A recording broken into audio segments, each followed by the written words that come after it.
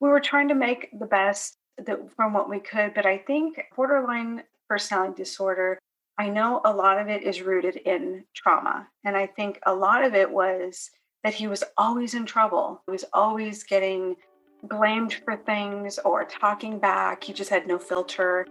And so a lot of it was just being in trouble.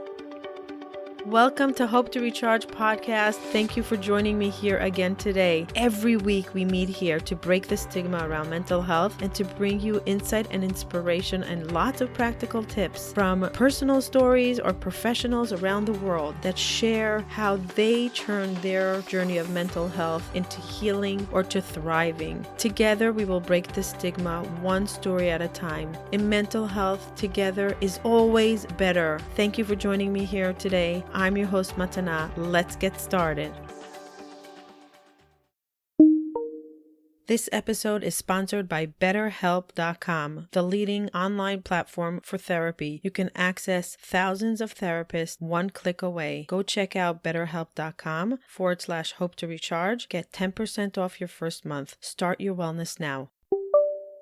This conversation that we're going to be having on borderline is a little bit different than the previous conversation that I've been having, coming from a caretaker, a loved one's perspective, what it was like to live with someone that was pre-diagnosis, after diagnosis, what the roller coaster ride is like, and how do you take care of yourself as well as your loved one without drowning with them in this roller coaster ride of mental illness and borderline personality disorder. This conversation is so important, not only for borderline, but for any caretaker. If it's physical or mental, we have to learn that as much as someone that we love is struggling and literally drowning in their suffering, I think this conversation is going to be very helpful for parents, for loved ones, for partners, for friends, for maybe even employees, for neighbors, for society.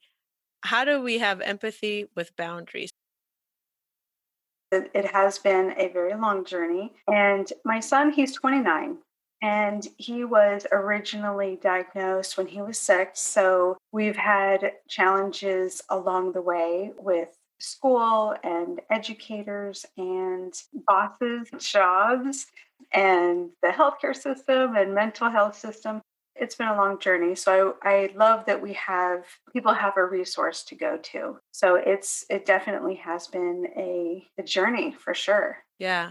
And you could look back and say, I'm happy to give this knowledge to someone because I didn't have someone telling me what I know now. So it's finding meaning in the suffering. At least I can help somebody, maybe give them insight, comfort, clarity, or strength to do what they need to do in the next steps when they are going through what you went through. So tell us a little bit about what was it like when he was 6, because you said he was first diagnosed with something when he was 6. Something was off. So tell Right. us about that. It was ADHD, and it was pretty severe. He had to be taken out of school, and he was hospitalized a couple times. So it wasn't your typical daydreaming Johnny in the back of the room. It was flipping tables over and having to chase him around. And my husband was in the military, so he deployed a lot, and that was always the trigger. So we tried to make it so that we didn't have to move around a lot, but with the military, you can't not deploy. We were trying to make the best from what we could, but borderline personality disorder, I know a lot of it is rooted in trauma. And a lot of it was that he was always in trouble. He was always getting blamed for things or talking back. He just had no filter. A lot of it was just being in trouble all through school. And he did graduate school, and also the trauma, he had cancer when he was Mm. 16. Wow. So that was a whole other. I remember the doctor telling us, you think you have issues now. This is a whole other level of issues. And I didn't understand it at the time. But looking back, I thought to be 16 and not, he was saying, I'm never going to get married. And he had a lot of scars from the surgery because it started off as a surgery. And then they found out, oh, he's got cancer. It was just the kid has had kind of a crappy hand dealt to him. from then on. And then it was bipolar diagnosis because he ended up in a hospital for substance abuse because he couldn't live here after always doing self-medicating. So because we have other children in the house. And then after that, when he was 25, I want to say 25, 26 is when he started seeking out mental health for himself because he knows he just has trouble keeping and holding relationships, and he wants his just main goal in life is to find the perfect woman and settle down, but he just has such a hard time. So he started going to therapy on his own, and that's when they said it sounds a lot like bipolar is one thing, but it definitely is the borderline personality disorder. So when he told me about it, and I started my own research. The internet's such a great thing. So I can research all day long. And the more I looked at it as his mom, who I talk to him several times a day, by the way. He doesn't live with me, but he lives close and we talk every day. And I thought this definitely does sound like him. So I started researching how I can help him, how I can help myself, because it does seem to spiral down. He has very black and white thinking, and he looks at the worst case scenario in everything. And even when he is trying to be nice things and be sweet, it comes off as being really angry. So, for example, whenever I'm up there, he lives about an hour away. Whenever I'm up there, I like to take him shopping, but he has no patience for people. He will get the shopping cart and just like zip around people. And I'm just trying to follow him. And he would just complain about everything, complain about prices and everything. And then he'll look back and he's, by the way, you're doing a really good job, mom, in a really harsh voice. So I Wow. have to take it like, okay, so I learned I've got a lot of coping strategies. I love to share them with you because I have a lot. But the most thing is one, understanding that I can't be there every time he calls or every time he texts. My fear is that the one time I don't is when he really needs me or he feels hopeless or wants to hurt himself. So I always have that fear that if I don't answer it, but then that kind of drives me crazy. To live with that guilt, the fear, the what ifs, but then at the same time, how do you show up for yourself and how do you live at the edge? You're basically living at the edge constantly. And you never know what it's going to be. It could be I found a job, I lost a job. I have a girlfriend, she broke up with me. It's very extreme. It's never middle of the road, mundane issues. It's always really something really big. Or he's feeling so overwhelmed by life. And I'm like, so what's happening? He's, oh, my dog has fleas. And that to him is just going to send him over the edge. Whereas somebody like me, who I can handle that with 50 other things I got going on, I have a really hard time understanding that. And if I have a hard time, I know everybody else has a hard time because I have the most patience in the world with him. So I have to understand that too, is that not everybody understands what it is to be like, to live like him. It's got to be rough every day, thinking about the way he gets up every day, thinking the weight of the world is on his shoulders because he has to get up and basically just get up and live. It's really hard. How did you develop that extreme empathy and sympathy and sensitivity to someone that's not really giving you back comfort? It's always putting out his fires. One, the concept of no scorekeeping. You have to be all in, and that means no conditions, no strings, showing up and understanding that I can give all day long and give him money or sympathy or a place to vent, a soft landing. And if I'm always thinking he better be nice or he better reciprocate or something, it's never going to work. It's just like with your spouse. I never score keep with the spouse as well, because if I'm not all in, it just is not going to work. Wow. But I feel like with a spouse, a child is the only thing that can have unconditional love, I Yeah. believe. Even a child to a parent doesn't have unconditional love, but a parent to a child, that's the only possibility. With a partner, the past and what we're hoping for in the future that can get us through the hard times of the now. There is some kind of a scorekeeping, even in our emotions, even if our intelligence is not, but our emotion is going to burst out. With a child, in your case, you could say, I'm all in Mhm. because he's my responsibility. He's my child. He's my responsibility. emotionally, even though he's an adult now. But if I'm not going to be there for him, who? That bond, I've always had just this overwhelming. I always said that I'm glad I'm not the disciplinary because I'm like the Michelin man. I have a very hard time disciplining the kids. My husband was always played that role. And it's been so long since I've been dealing with him. In the beginning, it was more of a relationship was it was walking on eggshells, definitely. Never knew what was going to set him off. And what I thought was going to be like I had planned a fun day for him. He would say, "Why aren't you thinking about you? Me, I don't like taking pictures. You're trying to torture me." I'm thinking fun day. He's thinking torture. So it was definitely learning what's going to work with him, what isn't.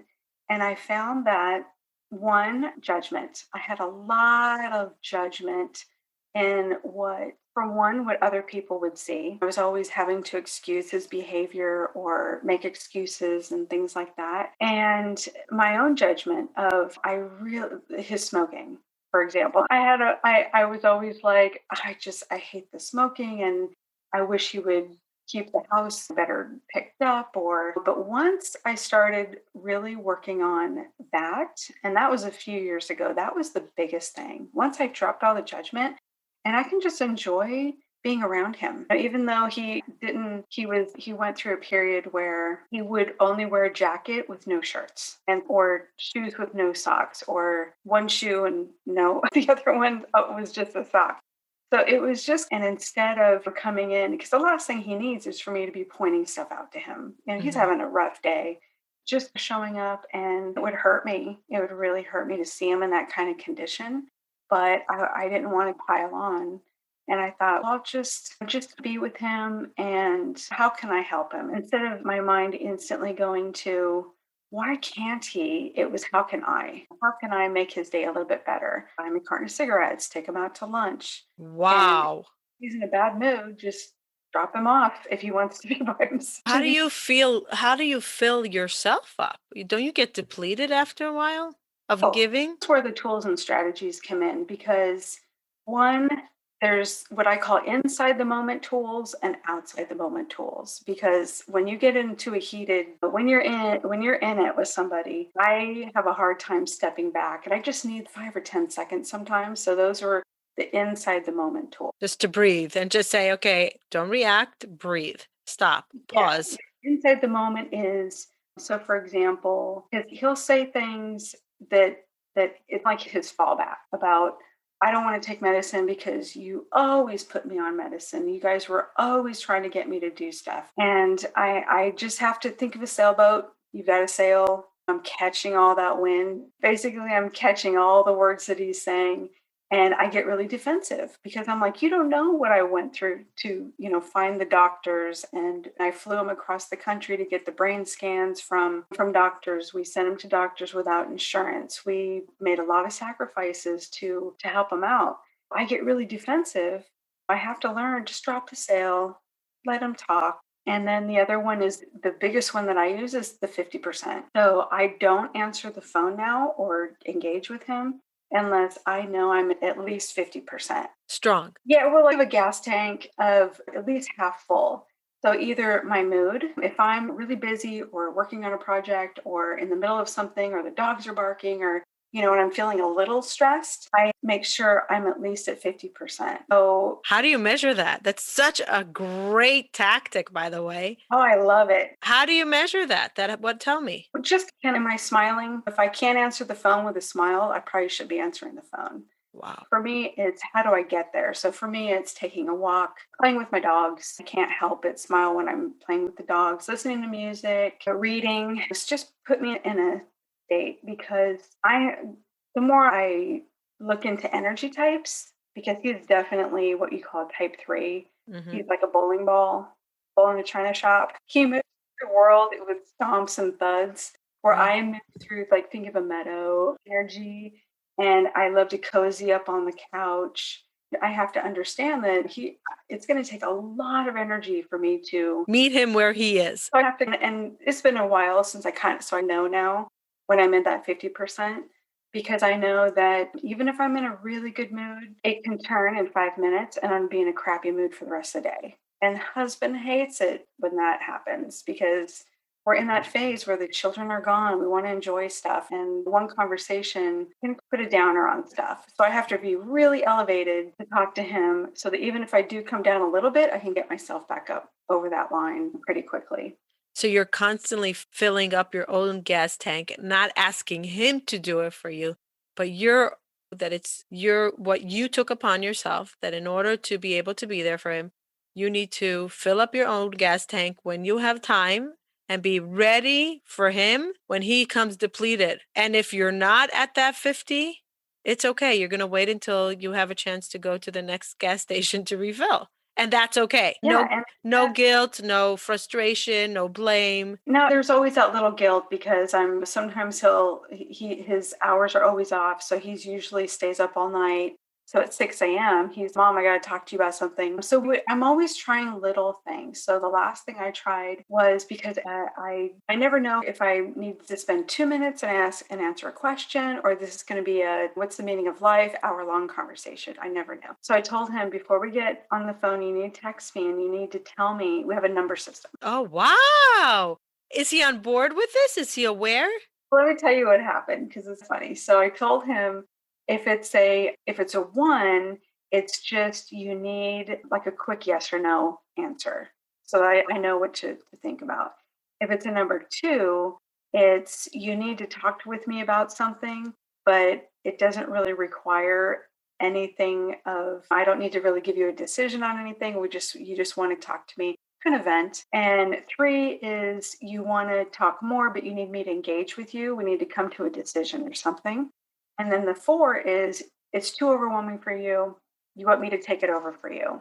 So I explain that to him. So every time he would call and I say, what is it? He goes, it's a four. It's always crisis, always a crisis. So I'm like, okay, that's not, I don't think that's going to work out for us. So we're always trying to communicate better.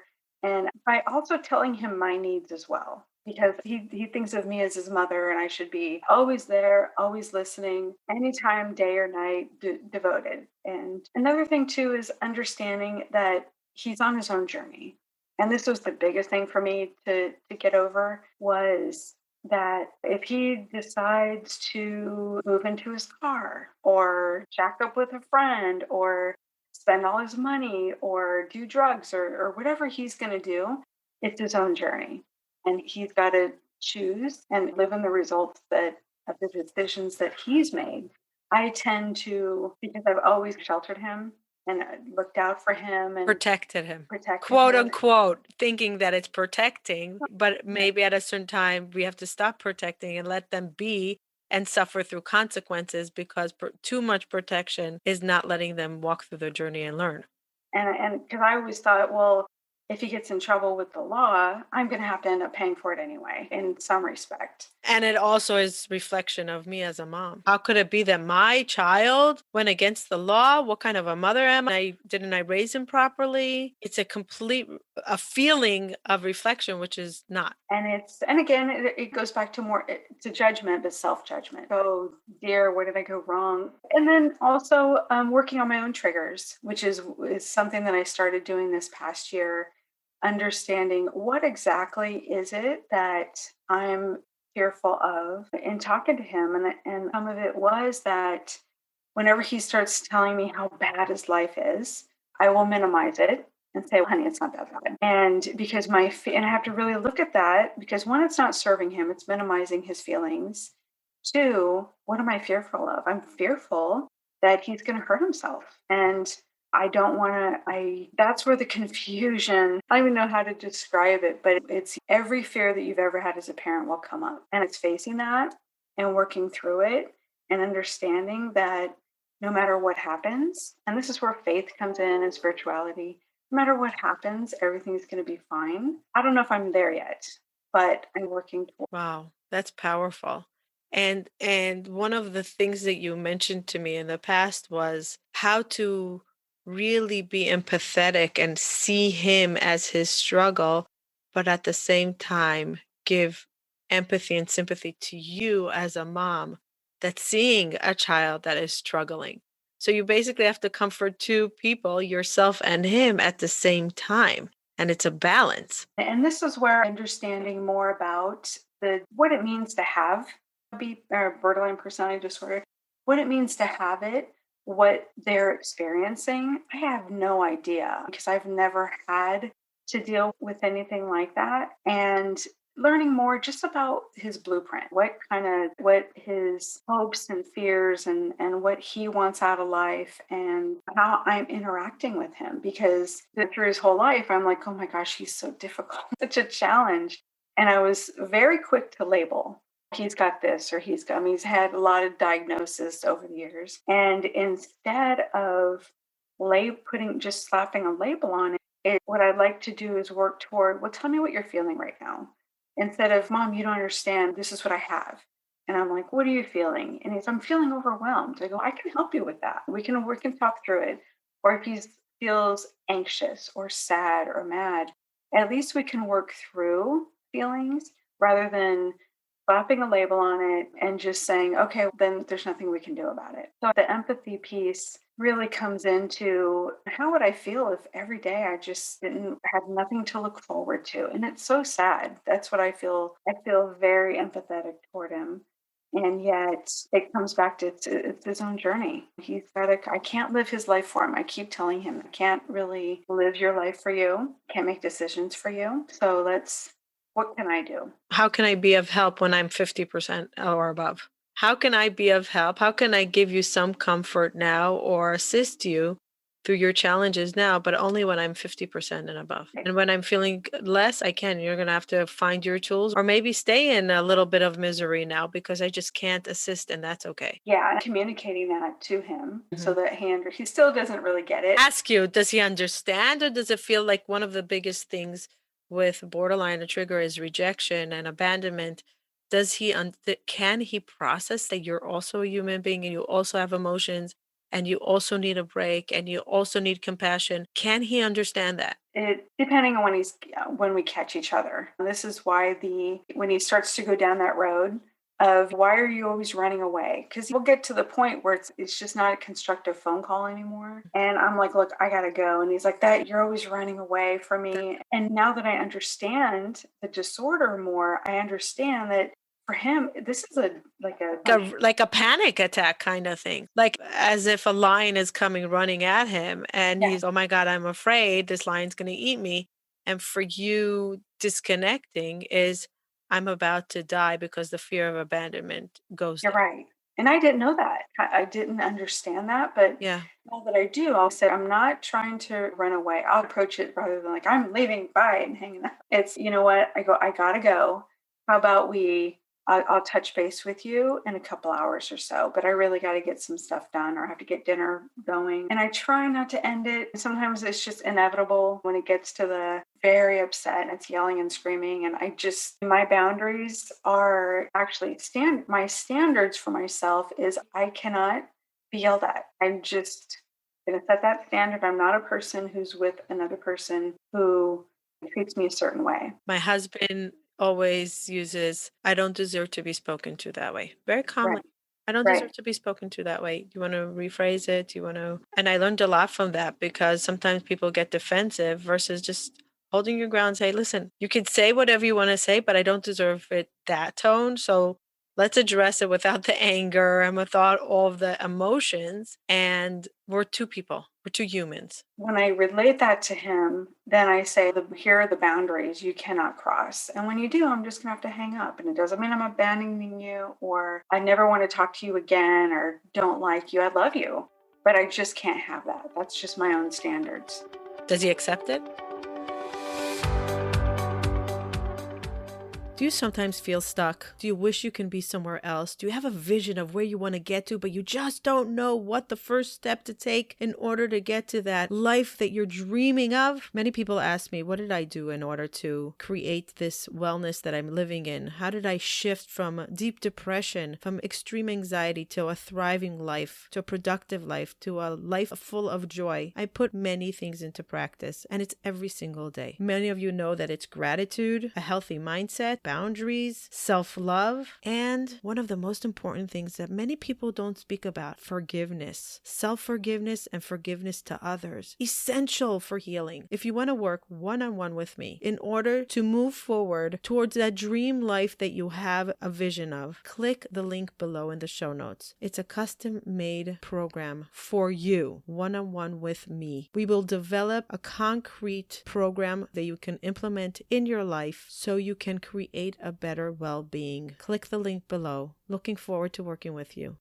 And now enjoy the rest of the episode. Does he accept it? He has to, because it doesn't serve anybody if we're just going back and forth and yelling. And also, we think completely different. And now that I'm getting to understand a little bit more how he thinks, it's easier for me to work on my triggers with him because I see how he falls back into the you always or you never, the very black and white thinking. And when I express that to him, like, you're doing the black and white thinking again, he's, yeah, you're right. But now that we started using more of labeling our feelings, it's a little bit easier than just blanketing, like, well, you're a jerk or you don't understand me, that kind of thing. It's more, you're doing the black and white thinking again. He's, yeah, I know. But it's love. It's really hard to be mad at him, especially if give me 15 minutes, I might still be, my bell needs to ring out a little bit. But give me a day and I'm just like, what are you doing? It's hard for me to not keep in touch with him. He is super fun to be around. So that I want to touch upon that because I just spoke to a woman that is in a relationship with someone that was diagnosed with borderline after they thought it was bipolar and PTSD, but it was diagnosed with borderline. And and I asked her, what fills you up? Because you're constantly walking on eggshells, constantly, and how you have to be the caretaker in the relationship in a way. I said, what fills you up? He's super fun. He is super fun and he feels something inside me and there's something nurturing about it. So tell me about that fun side. Okay, and this kind of goes back to the energy types. So for him, he's the mover. He makes things happen. If I want something to happen, I will call him and give him a project and it'll get done. And he will show up. He's always wanting to earn money. So he said, I'll give you, if you want to come over and pressure wash or whatever. And just to watch him and get this project done. And he's always trying to do it in the least amount of work possible in the quickest time possible. And I always could see what's going to happen. So if ever I want something done, he's just that energy type. And also he's very passionate about video games and computers. So and he doesn't want to talk about usually anything but that. And I'm like, I don't know anything about video games, but I'll say, have you played World of Warriors? And he's, Mom, it's World of Warcraft, that my character. And he'll start telling me his character. And he's really good. He's very well known in the gaming community. So he'll tell me all about what he does, and he'll put little voices to the guys, and he'll put the streaming hat on or whatever, the headset. He'll put the headset on, and then he'll just go into a room and just start killing his own people just for fun, because that's just what he likes to do. But it's just these little things that I could see a girlfriend or a friend would just be so amused all day. As his mom, I can only take so much because I'm like, I got a book to read. Right. But does he make you laugh? Oh, really? So it's not always this heavy, dark part. There's a lot of laughter and excitement and love as well. I definitely think so. I don't always know, because a lot of them, they do like Ron. Just like he was, because in general, some people like to be unhappy. That's just kind of their natural state, is to be unhappy or things to go wrong, because that's where they feel most comfortable. A lot of times I could see that he's in that state, but then he'll have something happen where it lifts his day and he has a few extra dollars. So he likes to take it to a homeless person. He loves to just people, because he was homeless for a while and he's like, I know how it feels. Wow. So I'm like, oh, that's so sweet. And then he'll tell me that next door neighbor, I guess he's in a wheelchair and the wife likes to take him out. And he goes, I always go out there and say, you're like a bearded dragon, sunning yourself all the time.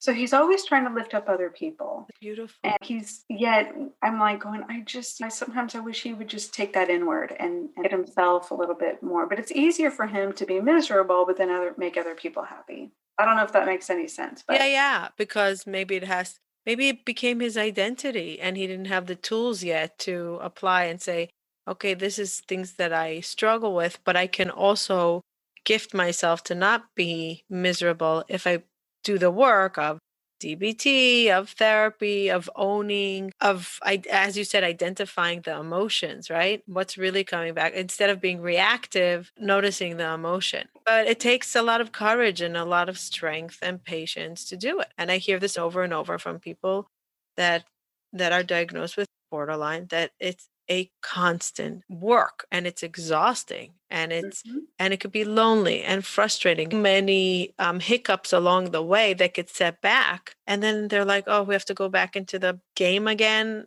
We felt, and they feel like they lost out. And it's not fair. And why are we like this? And why can't we just have a brain like everybody else that sees things like everybody else? Why do we have to be triggered? They feel like it's not fair. And I feel for them because it's not in their control 100%. Yes, they could go through DBT, but it takes a tremendous amount of work. Mhm. Tremendous amount of work. Yeah, and two is especially what I've talked to other parents when the person, the younger that they are, it seems like they have this arrested development. They're a few years behind emotionally and emotional intelligence. So they have, and especially my son, who has a really hard time identifying how he should feel about something. Hmm. And and it's almost like a big catharsis when he does find out, like, oh, this is what it's like to be content. He's never content with anything. It's always super mad or everything's the greatest thing ever. And then that lasts for a few days or something. And then it goes back to the status quo. So he's never relaxed or chill, or it's either majorly depressed, can't get off the couch, going outside and want to dig ditches for free. I just never know. Just never know. Do you ever ask him if he has big dreams for life? And does he have dreams for life? I do. And he keeps saying, I just want to find somebody that will accept me and love me. And I mean, he recently lost 100 pounds. Wow. I know. It was during Pokemon Go, where he just loved to play the game and he was outside walking and walking for hours and hours. Wasn't that years ago?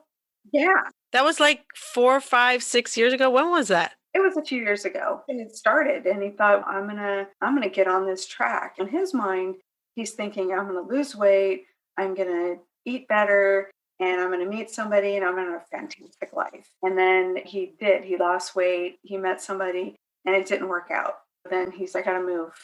Mm. So that started a whole other process of wanting to move away from where he was. And but that's just the thing, very extreme. Everything is just really extreme. But yeah, so now he's back on track. And now that he's been moved for a while, he's back on track and looking for love. We all do. We all want love. Yeah. Every human on planet Earth, Yeah. every creature on planet Earth wants love. Who does not? Yeah, six human needs: love and connection, that sense of belonging. Right. And that's what he just wants. He wants to be part of a group, part of a team, Yeah. having a significant other. So that's where, because he's never really had that. That's hard to attain when you're emotionally all over the place. You mentioned that you go to a support group for family members that live with a loved one that has borderline personality disorder. So our local NAMI, National Alliance for the Mentally Ill chapter meets.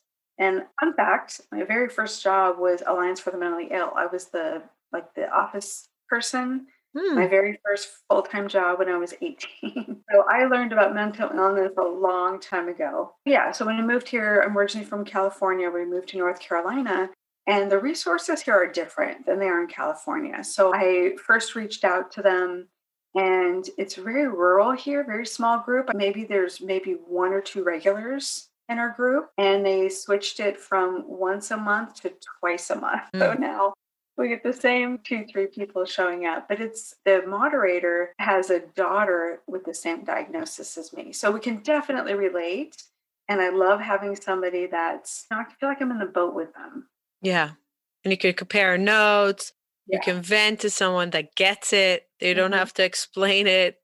And there's just like it's like belonging. Oh, I belong here. They get me. I don't have to Yeah. explain. And all the quirks that you go through, because if you're talking to another parent and you're explaining something, and they're just looking at you. You just sprouted a third eye, and they're like, "That's really odd." And I'm like, "Not really." But if you have another parent say, "Oh my gosh, that just happened to us last night too," you feel like, "Oh, I could definitely share with these people. No judgment. I don't have to filter what I'm going to say or make it sound less than horrific that it really was." So that's support groups are always really good. Is there any online support group? You would think now with Corona and Zoom, you would be able to find people from all over the world and gather together. I just haven't. I prefer smaller groups. When I started going to the groups, it was sporadic because it was only once a month. And then when they moved to Zoom, it was a lot easier for me. So now I feel like I attend more. And I have another group that I'm in that it's a year-long program. And this is where I'm learning all about the working on triggers, which is definitely helping with my parenting Mhm. skills. So we're learning about triggers and tools and strategies and inside the moment, outside the moment tools. So that's helped me more than anything. You can't really vent in this type of coaching program. So that's where the support groups come in. What have you tried? What works? What doesn't? Does anybody have a resource? That's what's that's what really fills in a lot of it for me. I want to just shift a little bit for go back 15 years when he was growing up and you had other kids at home. Were the rules different for him and how did you explain it to the other children? Oh, yes. So my youngest son is they're 5.5 years apart. My son, I always described him as that cartoon that's always spinning around like the Tasmanian devil, the vortex of when he came inside the house, because it was always chaos and always upset about something and always wanting a reaction from other people. So it was stressful to have to deal with that. And so I'm glad that they were so far apart that it wasn't the younger son had his own friends and did his own thing. They always had separate bedrooms. So it was very hard. But the youngest one he's a little wise man in a teenage body back then. He understood, especially when my son had cancer. And then he really felt, gosh, that's when he really felt like he's got to deal with a lot, not only with school and friends, and now he's got this scar on his body, and he's just had a hard go of it.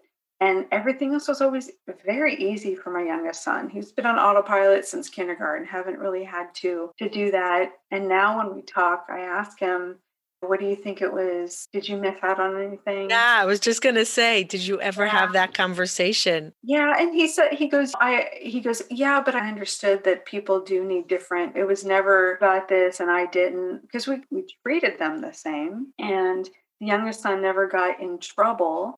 So I never really had to dole out one punishment for one and the other one did the same thing and punish him differently." It was just I got so lucky. I don't think it was my parenting that did anything. I just think I got really lucky in that the youngest one was very understanding of the whole thing. You're very lucky because one of the things I hear often is we're devoting 200% of our time to this one child and the 3, 5, 7. I come from an Orthodox community. We have many children. Like an average family is 4 to 10. Yeah. So there are kids that are left and the parents are trying to prevent suicide, to put into a mental institute or to find the right hospitals, to find the right drugs, to run around. And the other kids are really being neglected, not on purpose, just because we have to put out the biggest fire now. Right now, the biggest fire is the kid with the mental illness, and the other kids struggle because the parents are not around or they don't have the mental capacity to take on even the slightest thing of, oh, that kid bullied me in school. I'm so sad. And I'm like, okay, figure it out. I'm not, they're not even there to hear it. Or I missed out on this. You forgot to fill out this application for this. And I'm like, oh my God. So the kids that are not struggling with mental illness are struggling with kind of an abandonment of not being present. And it's really hard. And it's a problem. It's really a problem. And you're lucky that your son was so understanding. Yeah, and two is when the oldest one, he did leave the house when he was 18 and he'd doing the Job Corps and it lasted a month. It was always like we would try something. The youngest one, I could talk to him as though he was a peer sometimes Hmm. because he was, I felt, just a little bit beyond his age. And I would just keep him abreast and not try to hide anything from him or make it sound different than what it was. And he was just really understanding. And I got the whole high school with him time where the oldest one, my son, was out of the house by then. I felt like I kind of wanted to make it up because I felt we did devote so much energy to the other one for a long time. And this is when I started my work at home business. So I was able to, go to every school function, volunteer job I could with Hmm. him. So yeah, I got really lucky. And it's an important thing for parents to understand that, yes, we can't give equal to all of our kids. We just can't. And it's unfortunate, but it's not our fault. And we do the Right. best we can. We show up this moment the best we can with what we have now in front of us. And then we take 1 minute at a time. And it's hard. And we can address the children when we have time to maybe even be grateful to them and say thank you for being patient, thank you, maybe one day we can discuss, maybe one day you'll understand, maybe one day I can repay you, because really some of them get really left behind emotionally or physically, and it could be such a hard, sad journey for the parent because they're trying so hard and yet they feel like they're failing on all ends because the mental health is not getting better. I just spoke to a parent that told me, I've been trying for a year and a half, ran to hospitals, ran to medical. I went into debt to get to top psychiatrist. We tried everything. I don't know what to do anymore. And my family is falling apart. My business is falling apart. What did I gain?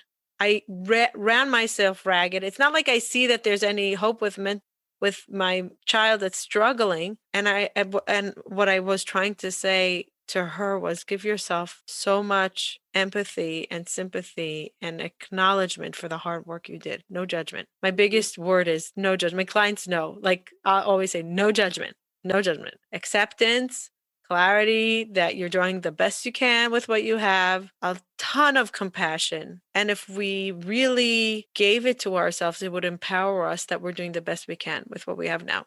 Right. And why not, even though it looks like everything's falling apart, and we worked so hard. It's like putting into a business for 3, 4, 5 years, getting investors, millions and millions of dollars. Every day of your life, you're putting 18 hours of work and then it goes bust. Nothing works out. And then you're like, now what? Now what? You could pick yourself up and start again and say, okay, what did we learn from this? What can we apply the mistakes for the future? It's hard to do with a child, with a loved one, with a spouse, it's brutal. But if we just showed up with empathy that we're doing the best we can and we're trying today better than we tried yesterday, or maybe we're taking a break today because we want to show up better tomorrow. You have 50% Yeah. thing. Yes. And it's very important to know that no one gave us a manual. No one gave us a manual and we're figuring it all out on our own. How many times I hear from people, I just wish someone would tell me what to do. What can I do? I just want to fix this. I just want to feel different. I just want them not to be in pain. Just tell me. Unfortunately, there's no manual, no script, and we just have to try and try and try.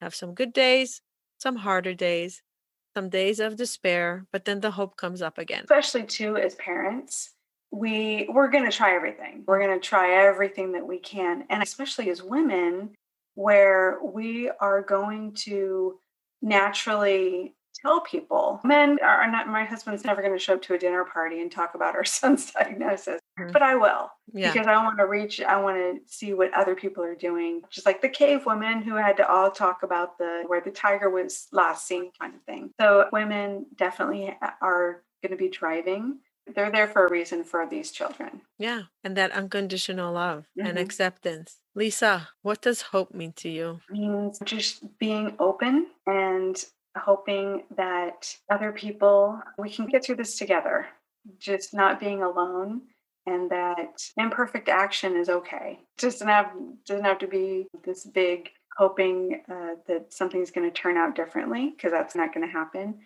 But I think just being together, connection with other people. I love that you said hope is being open because when you're open, there's constant change. It's not absolute. I like that. Hope is being open. Nice. Lisa, thank you very much for sharing your journey with us, sharing your tips with others, your wisdom. taking your very hard journey and hard work and gifting it to the world, that maybe they can take some of your journey and try to implement it on them. Maybe you gave comfort to someone saying, I'm not alone in this. And thank you for showing what empathy and compassion and seeing someone other's situation and trying to understand maybe a little bit, as much as we can't, but just trying to hold space for whatever they're going through, because as much as we're going through a hard day, they are too. And let's try to see it from their standpoint and give from ourselves. And I love that you're such an amazing mother, that you say that it's not about me, it's about how can I serve him. And you fill up your gas tank on your own, and you give yourself your treats on your own, and you protect yourself, and you don't expect him to protect you. You own it, you do it, you show up, you're accountable, and that's a breath of fresh air. And people need to hear that on any giving relationship. That it's important that we need to take care of ourselves. We need to have our boundaries. We need to know our triggers. We need to know what we can give and when we can give and when not to give, and that's okay. Beautiful. Thank you so much for having me. Thank you for listening till the end. We highly appreciate all of our listeners. In Mental Health Together is Better, you being here means a tremendous amount to us. If you enjoyed this episode and you would like some extra boost of information and inspiration that is not on the podcast, you can go to our website, hopetorecharge.com. There's some premium content that for the cost of a cup of coffee, you can download some amazing information that will help you, a tool that will guide you through life. So don't skip a beat. Don't hesitate. Go to hopetorecharge.com and see what other offerings we have there for your mental health well-being. Thank you for joining us. And remember, if you enjoyed this and you want to say thank you, the best way of gratitude will be by you leaving a review or a comment or sharing this with a loved one. There is no greater form of gratitude for us. Thank you. Bye till next time.